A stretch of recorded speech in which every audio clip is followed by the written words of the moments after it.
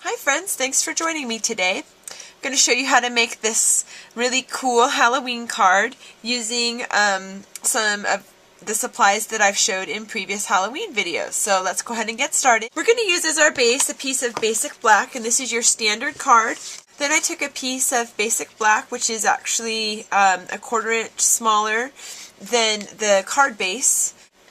And what I did, as you can see, is I ran it through one of my texture folders. So this one that I used was the Houndstooth. I'm going to be using the stamp set called Toil and Trouble. It's one of Stampin' Up's Halloween stamp sets. And we're actually also going to be using the skull, so I'll go ahead and take him out too. This large sentiment here fits on block letter E, if that is helpful. And I'm going to then take my embossing buddy, and I am going to run it across the top of my piece of basic gray. If you don't have an embossing buddy, it is really a great little tool that helps to decrease the static of the powder in areas that you don't really want the powder to stick to. And then I'm going to use my Versamark ink pad. I'm going to use the black embossing powder.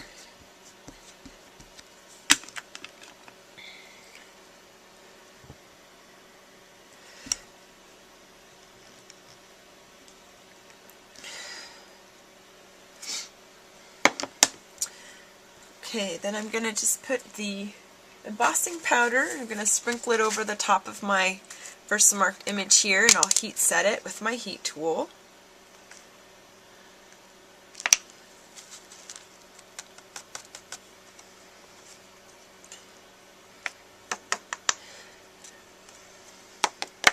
Do you see how clean that came off when using your embossing buddy? Okay, so I'm going to heat set this. Then using the Apothecary Arts framelets, this framelit here from the set fits perfectly over that image. So I'm going to use my new magnetic platform here. I'm going to run it through my Big Shot. So you take your magnetic platform, you take your one acrylic sheet, and then you stick it down, and so it's not going to move or fall off once you've set it in the spot that you want. Okay, I'm also, as I mentioned, going to send the basic black piece through my texture folder too. So I've got my sentiment cut out, and I've textured my paper, my basic black paper, with the Houndstooth. I'm going to take a little bit of Whisper White craft ink, and then I'm just going to just gently, over the top of that texture, add some ink to give it a little bit more dimension and depth. I'm almost ready to start assembling my card. I'm going to take the skull and crossbones that I had taken out earlier from the Toil and Trouble stamp set, and then using my StazOn black ink, I'm going to stamp this image on a piece of Whisper White paper.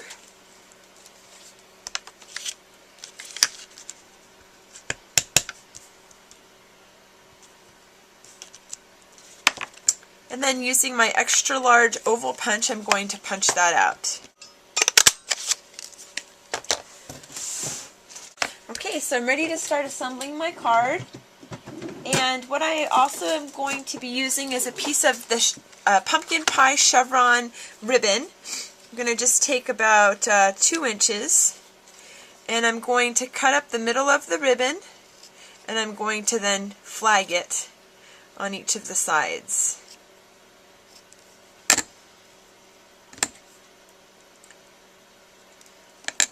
I'm going to use 2 scratch pieces of the Witch's Brew Designer Series paper from Stampin' Up. It's the Halloween Designer Series paper pack this year.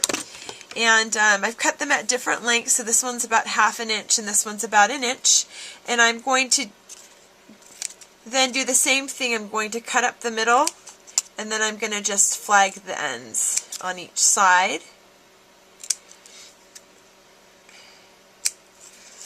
And I'm going to do that for this piece here. And you'll notice it's just the back side of that little flag that I just did.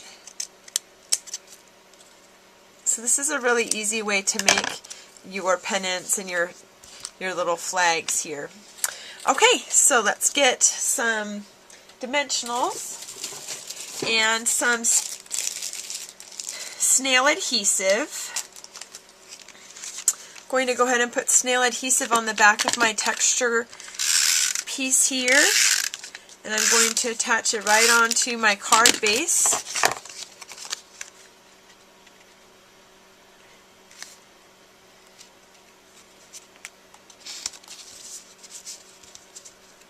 I'm going to take the 3 little flags I just made, I'm going to gather them together at the top, and I'm going to staple the 3 together.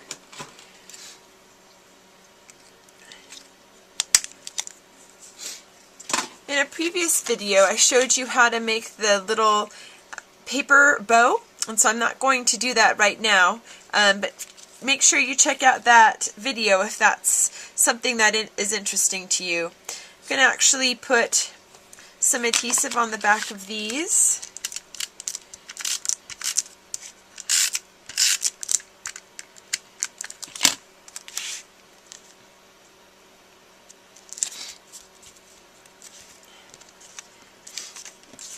I'm going to put dimensionals on the back of my sentiment here.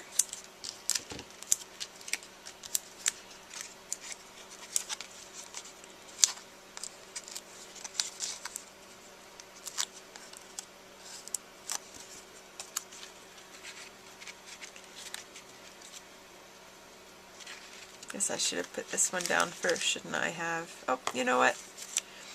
Just put it over, just like that. Here's my skull and crossbones, a couple of dimensionals on the back of that image. Now if you want to color your rhinestone like I did, you can use a red Sharpie pen, and that works to color your bling. I'm going to use one of the Stampin' Up! Jewel rhinestones, and I'm going to just keep it silver on this one rather than red. Well, thanks for joining me. I hope that you've enjoyed this project, and check out my other videos, and have a great day. Goodbye.